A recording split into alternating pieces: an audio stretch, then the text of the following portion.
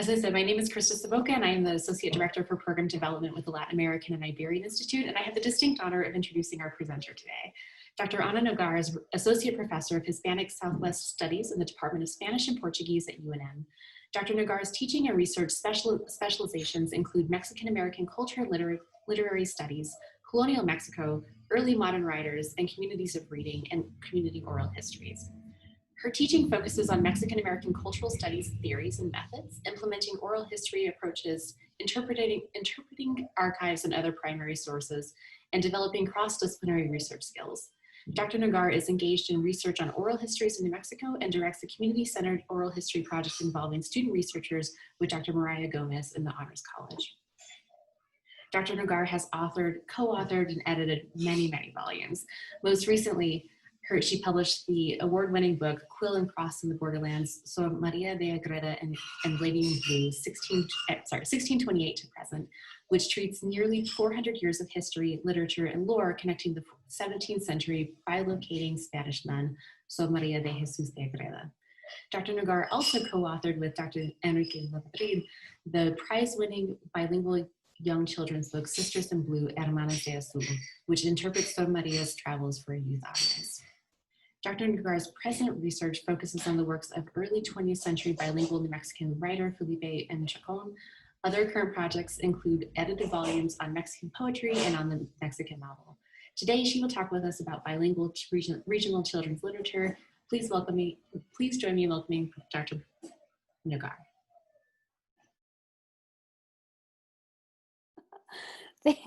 Thank you for the silent applause. That's really weird and cool. It's so nice to see so many familiar faces and names on the screen. I've never done one of these types of talks before, so this is a new thing for me, but I'm very pleased to have been asked by the Latin American and Iberian Institute to participate in this talk. It's really lovely to speak with UNM students and with CNM students, as well as community members. And I really look forward to when we can all meet together safely in person, hopefully in the not too distant future. So I'm going to do this kind of analog because it's the way that I know best, and hopefully it will work out for this particular way of presenting. So perhaps, like me, you live in a house with a lot of children's books, and perhaps sometimes when we think of children's books, we don't think so much of research about them as we do about reading them and sharing them with our friends and family. Maybe small family members, maybe small friends. Maybe we think back to school book fairs and their onion skin paper promise of books to be delivered in the future, that rattle of the scholastic book order form. Or visits to the local or school library and their promise of summer reading clubs and backpacks full of new things to read. And maybe we remember moments of intimacy and engagement with family and friends, teachers and librarians and storytellers who brought those stories to life for us as they read to us or with us. And perhaps it's our own happy memories of visiting favorite friends on the pages they inhabited, fusing their world with ours in our imaginations through words and images, and the interplay of spoken and heard languages with our own lived experiences. I know I have many happy memories of that type of reading. And as a bibliophile myself, I left a bachelor's degree and a career in the sciences, in biochemistry, which is what my bachelor's degree is in, to study and teach books as a profession. The feeling of books is strong with me. And I know, as a person and as a scholar, that feeling came from years of being read to as a child and the formative experience of choosing my own books when I was younger and now. And for me, the most dear objects in a house, aside from its inhabitants, are the photos in the books. One for what it records and the other for how our minds moved within and through them. And I remember especially those books that described where I was from in a world of stories about other places, in the words I heard among family and in public. So maybe that's a strange introduction, but we're in strange times. And the time we spend apart lends itself to some new topics for reflection, as well as new ways of teaching, as I'm sure we're all aware. So for this semester, I had envisioned a class in Spanish that treated many different aspects of the lives of bilingual children. We were to have played traditional New Mexican games together and with family, friends, and people we know, like our roommates or people in other classes. We were planning on visiting a local dual language school to read bilingual children's books with students after observing elements of dual language story reading and storytelling and practicing them. And finally, of course, we were going to look at physical books together in class and discuss and read them in community. Pero como nos aconseja el dicho, uno propone y Dios dispone, here we are. But as I'll explain shortly, all is not lost, not even community, if not as desirable as if we were in person, or at least at the start. So the class I'm teaching, and I see at least the names and maybe some faces of the students in the class, is called La Vida Juvenil Bilingüe. And it has turned out this semester to instead focus much more closely on children's books, specifically on bilingual children's books that have themes or share ideas particular to New Mexico and the nearby region. There's still an extra credit section where students can try out historical games at home, and that part is actually really fun. So to provide some background from the books I'll mention later, and which are part of the class this semester, a bit of orientation to the class would probably be helpful. So the course is organized into 4 different approaches to children's literature, focusing on the book's regional content, the illustrations and how they affect our reading of the book, the act of storytelling or of reading bilingual books, and then representations of specific groups in the text and through the author's own identities. So in designing the course, which was completed with the help of Spanish and Portuguese graduate student Mark Cisneros, I realized that these themes emerged as teachable points because they were important aspects baked into the research, writing and reading of my own bilingual regional children's book, Sisters in Blue, Hermanas de Azul, which I co-wrote with distinguished professor emeritus, whose name is right there, Dr. Enrique Lamadrid, with illustrations by Pura Belpré award-winning illustrator Amy Cordova. So this book was published by the University of New Mexico Press in 2017. The book is based in part on research I completed for a scholarly study on the same subject, Sor María de Jesús de Ágreda, but I'll tell you a little bit more about that later. I described it at some point, working on the children's book with Enrique, having 2 children under the age of 4, while also writing a scholarly book on the same topic, as like sort of writing and unwriting history at the same time. So the scholarly book, as Krista mentioned, is called Quill and Cross in the Borderlands, Sor María de Jesús de Ágreda from 1628 to the present. And it does cover at least the present up until 2017 when I quit editing it. And so in that book, I construct this history. And then in the book that Enrique is holding up, which we're going to talk about in just a second, this is the fiction book, the bilingual young readers book, that builds off of the research that I conducted for the history book, but imagines different types of stories for the same protagonist, for the same historical protagonist. So when I talk about the children's book, it's not just the time it took to write that one children's book with Enrique, which people think you write children's book quickly, but they're actually they're actually very difficult to write. It took us more than 2 years to write the children's book. It's actually based on, 15 to 17 years of research at that point when we did the children's book. So there's a lot of history that's baked in to that particular children's book. But let's talk about these bilingual, regionally based children's books in terms of the topics that I use in teaching. So the first thing I'd like to talk about is language. And I say this as a professor and scholar of things written in Spanish. This is the most evident element when you open the book. It's one of the first things that you see. The books we're interested in are bilingual. What does this mean? In the case of most of the books we read and discuss in this class, these books are intentionally produced completely bilingually, with English and Spanish versions either running concurrent on the page, so one page has both Spanish and English text that runs next to each other, or on facing pages where English and Spanish will be on facing pages, or sometimes a complete version of the story in one language first, followed by another complete version of the story in the other language. So aside from thinking about bilingualism in terms of page layout, we might think of that part as maybe part of the writing process or even part of the reading process. There are some other factors that we might want to think about as they relate to language and research. So years ago, I wrote a paper about the translation of Sandra Cisneros' novel, House on Mango Street. And I'm sure many of you have read House on Mango Street. It's a story about a young Mexican-American girl Esperanza, who grows up in Chicago. And it's sort of a Bildungsroman in episodes of her growing up time. Now, while that book is not intended for children, I'm not suggesting this is a book to read to kids.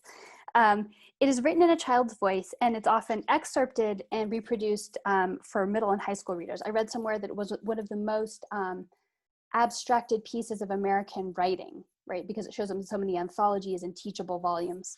In any event, the book was translated into Spanish twice. First by a writer in Spain, and then by a writer in Mexico. Cisneros, as many of you know, is a Chicana writer who in the book discusses the Mexican-American experience in Chicago.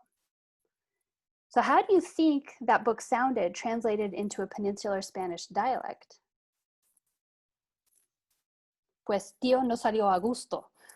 It sounded very strange, as if a tourist to the Pilsen neighborhood from Spain was writing a child's memoir. It was very strange to hear a Mexican-American experience in an obviously United States context, narrated with the grammar and vocabulary of peninsular Spanish, right? It abstracted the experience from what it was and put it somewhere else. In contrast, the Mexican translation, which was done by a Mexican author, Elena Poniatowska, captures much more of the cultural sense that's inherent to the narrative that's being presented by the nature of the dialect that's used in the translation. So they're both in Spanish, but one dialect reflects the experience that's narrated in the book and therefore helps represent it, and the other provides a different way of reading the text that actually abstracts it from that experience, even more than English does in some ways. All of this is to say that attention to language, including attention to dialect, is important in children's books of the nature we're discussing. To this end, lexical choices, or the vocabulary the author chooses to use, like maybe troca instead of camioneta, or lonche instead of almuerzo, or using dialectical terms for flora and fauna, or to reference the research project of one of the graduate students, Len Beque from the Department of Spanish and Portuguese, using place names as they're defined by the community that lives in that place and not as defined by like the Park Service or road maps, right? So toponyms and so forth. These things are important. And so are the decisions about regional grammar and specific fixed expressions, like buenos dias le de Dios, as we say here. And in the books, and in books like Los Ojos del Tejedor, that's this one, by Cristina Ortega, the interplay of language proficiencies is part of the plot itself, even as it's woven onto the words on the page. So let me just briefly read you a section to give you a flavor for what I'm talking about. In this book, the narrator is a little girl who goes to visit her grandfather, who's a weaver, and she doesn't speak Spanish comfortably. She's a passive bilingual of Spanish. And so in this book, Cristina Ortega manages to capture that sense. She says, she's asleep. And then she says, I felt someone nudge me. I opened my eyes. Levántate, Grandpa whispered. Get up? Now? I wondered sleepily. Tenemos mucho que hacer. What does he mean we have much to do? Ya está el almuerzo. Breakfast was ready. So this book kind of uses this dynamic where she hears Spanish and it's processed in English that reflects that linguistic process, which is very specific to a generation, very specific to a place, to give us that sense of how language works in context. In addition, many books feature glossarios that explain expressions as well as vocabulary terms, particularly those unique to a region. So in this book, the same Ojos del Tejedor, we have this glossario, which gives us some specific terms that are unique to the region, and also some things that are particular to weaving, since it's the story of the Ortega family weavers from Chimayo. This one is Cuida las orillas, watch the edges, and she translates that as selvages, which is a very specific, fabric-related term. Over here we also have La Sequía del Juan del Oso. This is one of Enrique's books. We see sort of the same sort of impulse to explain what the words mean, right? So that it enriches the experience for the readers of, oops, there you go, bad glare. Okay. On the research end, much time is devoted both to using the appropriate Spanish language dialect in the book, and then to making that dialect as accessible and understandable as possible to readers, both those that will recognize its regional elements and those who could use some guidance. So before we even talk about any of the stuff we're thinking about in the class, we're thinking about the language that these books are expressed in, the languages that they're expressed in. So next thing, the regional part. However, within the world of these bilingual books, there's a lot of variety. What distinguishes a bilingual book like Buenas noches, Luna, and I'm not knocking Buenas noches, Luna, from the texts of interest to us? This is where the book's regional specific content comes into play. It sets books like Rudolfo Anaya's The Farolitos of Christmas, classic, and then also, here we go, The Farolitos for Abuelo, much harder to get a hold of, from others that don't focus as closely on specific elements of regional culture. And in the class I'm teaching, the students have these books to read. We did an interesting contrast where they watched some books being story told, being read. And one of them was, I think it was called Piñata and a Piñón Tree, which was supposed to be a play on the 12 days of Christmas, but many of the students noticed that it wasn't very specific. It was using sort of words that pertain to Latino culture, Latinx culture, and kind of sticking them into partridge in a pear tree, right? But there wasn't a whole lot of cultural information that was being transmitted. There wasn't a lot of specificity. Again, not a knock on that book, just a contrast between what you see in something like Farolitos for Abuelo, Farolitos of Christmas, dealing with the same sort of time period, dealing with some sort of practices related to that time period, and what you might get in a different type of book. So why does regional content matter in children's books, or does it matter? I would say that from my own experiences as a child and from observing children's responses and from students' reactions so far this semester, that to the books we read, that regional content is very important to many readers. I frame the idea of regional content as stories, backgrounds, settings, and details that pertain to a specific locale, in this case, New Mexico in the Southwest. In a book like Anaya's Farolitos of Christmas, the connection to place is clear. You can see sort of course, like the iconic farolitos. Throughout the book, there's lots of landscapes that look very familiar. So the connection to place is clear. We all know about making and setting out farolitos at Christmas time, right? Whether they're the real ones, or as my kids like to call them, those fake ones on top of the hotel. So children connect with that very concrete aspect of their own lived experience. But in addition, Anaya develops a story in ways that reference the experience of family, community, and place that is recognizable for many young readers. Luz, obviously a suggestive name, of course, for bilingual readers. It's a little bit like a Jane Austen type name. Lives in a multi-generational house with her grandfather. When at Christmas time, her father has not returned from World War II and her grandfather is too ill to cut wood for luminarias or bonfires, Luz and her friend Reina make farolitos. It's a creation story, as many of Anaya's are, that is rooted in cultural practices of place, as well as in the markers of the place itself. So when writing Sisters in Blue, Hermanas de Azul, Enrique and I were aware of how the book's story about a nun that bilocates from Spain to New Mexico and the place she arrives at related to the region. So we considered the legend and its long legacy. It's a story that has been sort of retold in folkloric formats at least since the 19th century. We thought about the connection to history, and I think I mentioned that already, that I have worked on a long history book. So we thought a lot about how does the legend of this woman who bilocates to New Mexico, and just to give some background, the story of Sor Maria de Jesus de Agreda is about a 17th century cloistered nun, classic topic for children's literature, because who doesn't love to read about a cloistered nun? Although right now it seems pretty relevant, doesn't it? Who wouldn't love to bilocate out of their house? So maybe not a traditional topic for a children's book, but the story of Sor Maria is that she stayed in her convent, but her soul or something traveled to New Mexico and converted the Jumano tribe in advance of Franciscan friars to the region. And out of this, there's a whole history piece that develops out of this. There are friars, Franciscan friars, who decide to become friars based upon this. They base mission practices on this narrative. These same friars are reading her writing, which was a very important historical piece that had not been acknowledged like at all in the scholarship, that people like Junípero Serra, Antonio Margio de Jesus, these missionaries who went to California and Texas respectively, as well as missionaries to New Mexico, were well versed in her writing. It's not like they sometimes kind of picked it up or she was just whatever. No, they were like citing her writing in their letters, in their documents for institutional documents, to like formatting the colleges where these missionaries were trained. This wasn't just sort of a one-off. So we really wanted to think about incorporating that part of writing. And we also wanted to think about, and we'll come back to some of the other elements that we developed in the course of writing Sisters in Blue that pertain to that.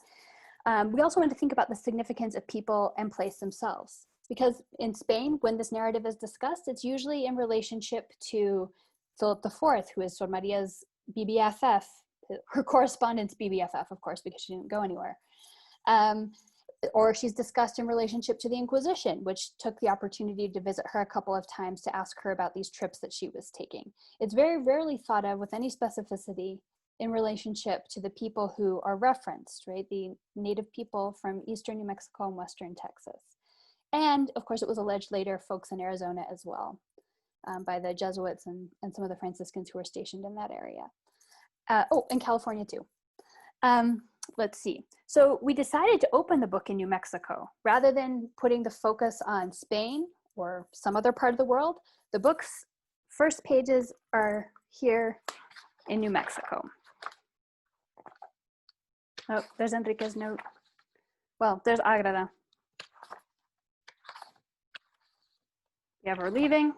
Then we have Pafshuri. And the majority of the, oh, you can't even see these. Good holding there. The majority of these images have to do with places in New Mexico, including, most importantly, the cover, which tells us where this book is supposed to be about. In contrast to how the story has frequently been told, we decided to privilege that New Mexican perspective, specifically that of Pafshuri, the young woman from Cuelotze Pueblo near Gran Quivira, who encounters Sor Maria when she arrives there. There's no Pafshuri in the historical documents. We thought that it was important for her to meet a person rather than it having be an abstract experience that's described third party by a bunch of people. We wanted there to be an actual connection.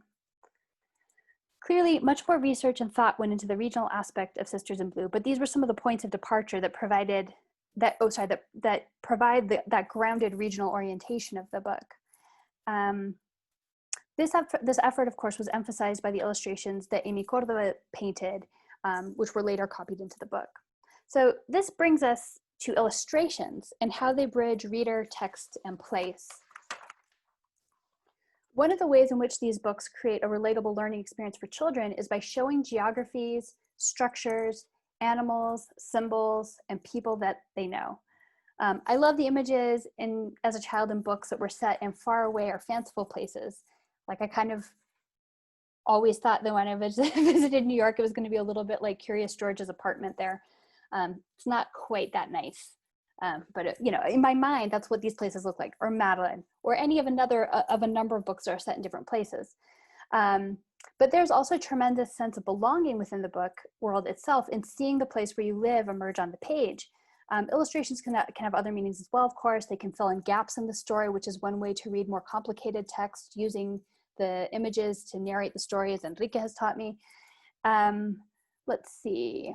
And they can serve as a way of telling the story without having to use words and stimulate thought and imagination beyond the bounds of the words on the page, right? So who hasn't read a book where there's a fun little detail in the illustrations that makes you think something farther out from the text itself? Birds, in our case, or in any of a number of different details, right? Where there's almost like a secondary story happening in the images that they accompany the text.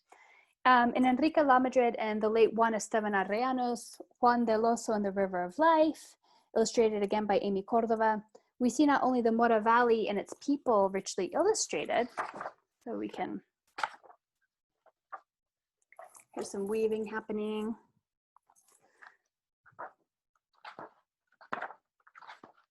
We get another sense of place. We'll come back to this image in just a second. So this image, of course, which is very important, Enrique can probably tell us more. Let's see. But all their elements of geographical and agricultural importance. Juan del Oso tells the story based on oral tradition of the creation of the system of acequias in Mora, which is attributed in the story to the son of a bear, Juan del Oso, and a young woman, and two strong young Indo-Hispano men, muda ríos, or river mover, and muda cerros, mountain mover, who move land and rivers to forge the acequias over seemingly insurmountable terrain. The illustrations of the acequias in the mountains maps onto the actual acequia system in Mora. Kids can see through the lens of the children's story how the real acequias run and interact with their environment still in Mora. The illustrations forge the connection between story and present-day place. So there's more to tell about these illustrations as maps, but that's for another talk with a different author, probably Enrique. In Sisters in Blue, we researched elements large and small in the illustrations, from the representation of Pueblo culture and Spanish place and practice. So we see, for example, this all takes place on El Día de San Juan, the longest day of the year. So we have the representation of Pafshuti's celebration, Pueblo celebration, which coincides with El Día de San Juan in Spain. So here's some of these other things. To the drawings of the birds and their feathers, which birds could have potentially actually lived in the area of Gran Quivira, what types of feathers would have been appropriate for a young woman of Pafshuti's age and social position, she's a young widow, to have used. To make sure that these elements reflect the best of our historical, ethnographic, and environmental knowledge. Artist Amy Cordova beautifully illustrated the smallest details and captured complex interchanges and relationships in the pictures. Most important to us from a research perspective is a scene in the book where Pafshuti and Sor Maria meet and talk. This scene. Oh, I don't know if you can see it so good. There you go. Okay, so this is particularly important because in the 18th century in Mexico, here we go, history deep dive nerd time. In the 18th century in Mexico, there were numerous folletines, little pamphlets that were published about Sor Maria, one in 1630, one in 1730, 1747, and 1760, that talked about Sor Maria's visits to New Mexico. And the frontispiece, the image on the front of this, the eye grabber on the shelf, was a picture of her posed as a missionary, holding a cross and talking down to a bunch of what are called chichimecos in the image, right? So she is there to preach. That same image was used in all sorts of literature pertaining to the canonization process of missionaries in the Americas, specifically in her case, Junípero Serra and Antonio Margil de Jesus, whose biographies have that same sort of picture on the cover.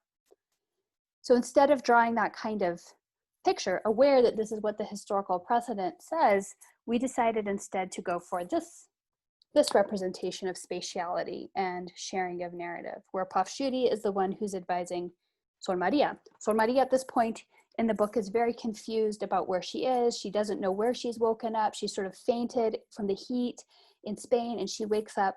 And of course for her, and we can't do it at this talk, I didn't bring you my crushed up pieces of grass and flowers and stuff to smell.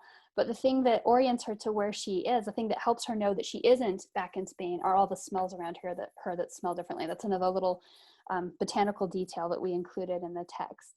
But we are very conscious in creating that image. And in fact, Amy Cordova had a different painted image prior, and there's a picture of it in my book, that is very similar to the 18th century image. And we thought a lot about it, and we decided we wanted to have a different sort of conversation occur between Sor Maria and this fictional character. And so this was sort of a key moment. Another important moment for us in the book was showing how conversations take place through the illustrations, how conversations take place between parents and children. Here we have Sor Maria and her dad. Little bit of history here. Sor Maria's mom had a vision that they should turn their family's castle into a convent. And so she convinced Sor Maria's father to do that. And the father and the brothers joined a religious community in Valladolid. And Sor Maria and her sister and her mom stayed in the family castle that became a convent. So this is like her last conversation with her father. And here we have Pafshuti speaking to her grandmother, right? So we have these scenes of conversation where both men and women are authoritative sharers of history and knowledge, as that's shown through the images, right? They're the same size, they're the same scale, all these sort of smaller details. So And speaking of this act of speaking, that storytelling itself, as well as a representation of storytelling, are central to how these books are understood. So in our class, one aspect of these bilingual books that we think about is how they are shared aloud, about the act of sharing stories in community as a cultural phenomenon characteristic of this region. One of the fascinating aspects of Gabriel Melendez's story, The Legend of Ponciano, Gutierrez, and the Mountain Thieves, shows up on the book's title page and introduction. I don't know if you can see that. Where Melendez traces out the stories movement through generations of the País family through the practice of sharing stories together and across ages. It says, telling by Casimiro País Jr., El Padre, introduction by Casey País III, El Nieto, transcribed by Martina País La Nuera, translated by E. Gabriel Melendez, El Cuñado. Right, so you have this sense, just in how the book is presented, of how narrative passes through a family, right, from generation to generation. As Melendez notes in the introduction, storytellers and those who listen to them, transcribers, neighbors, children and grandchildren, visitors and in-laws, all may be taken up in the life that the story breathes back into community. In a parallel manner, we study the stories themselves as well as their sharing in Estrella de Oro, published by Joe Hayes. Hayes is a storyteller from the Arizona borderlands who lives here in New Mexico and retells traditional and newer stories from New Mexico in person to young audiences. I mean, as a child, I remember going to what was then called the Wheelwright Museum in Santa Fe in the summer, and you'd sit outside in front of a fire and listen to these stories being told. In addition to reading the book, which is a variation on the story of Cinderella, we watch videos of Hayes telling stories and read storytelling guides by him and others that explain the elements of this art. Things like gestures and code switching, expressions, pauses, body position, and the like. Through the story itself and its telling, we gain an idea for how stories pass from one generation to another. And students will be asked to do this in the class as well. I see some people from the class here.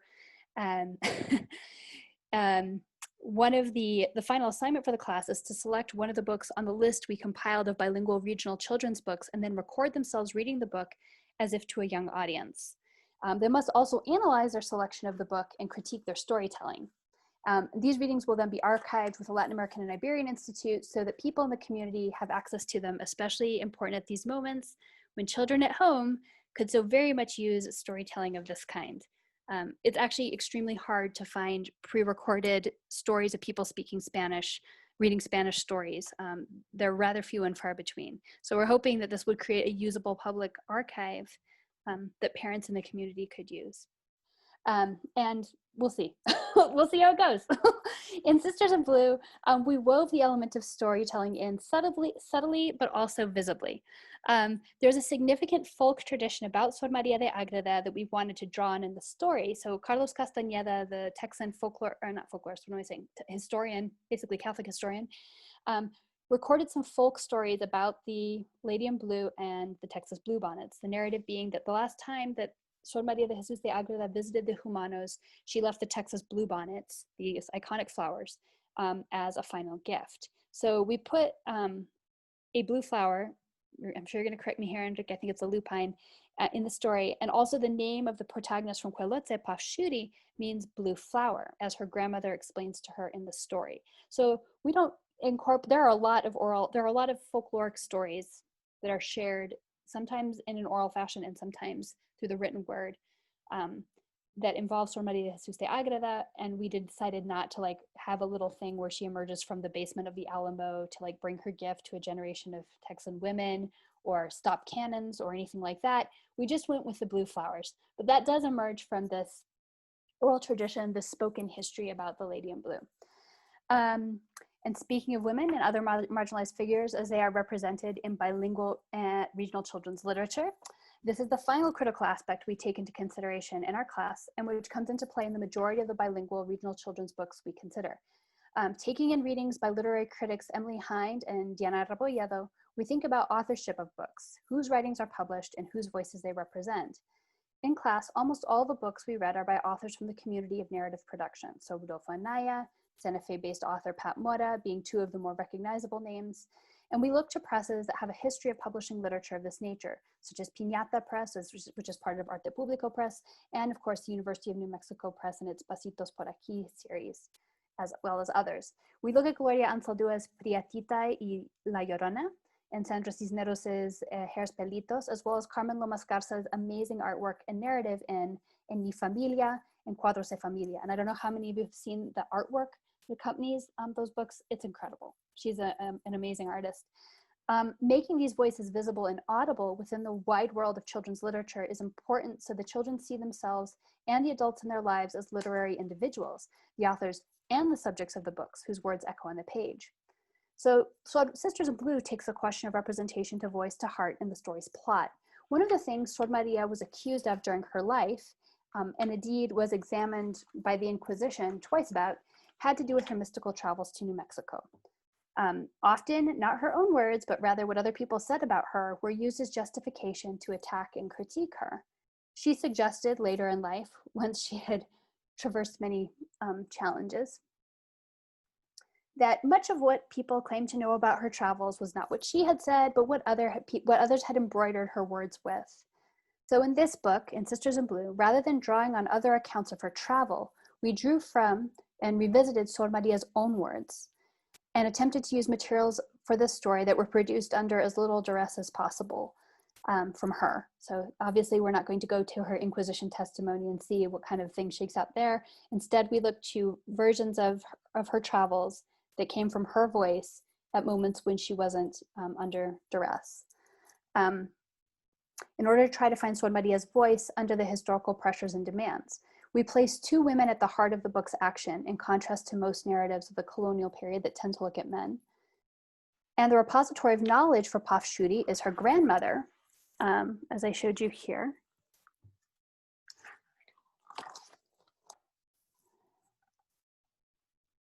A person who witnessed just as acutely as any of the men of her community did the arrival of the Spanish to New Mexico, and therefore was the fitting storyteller of Pafshuri's own story. There's still so much to say and so much to write, and bilingual regional children's books are even today too far and few between, especially when we take into consideration the large numbers of potential readers for them. As I always like to say to my students, maybe one of you will be a future author or illustrator of such a book. Quien sabe?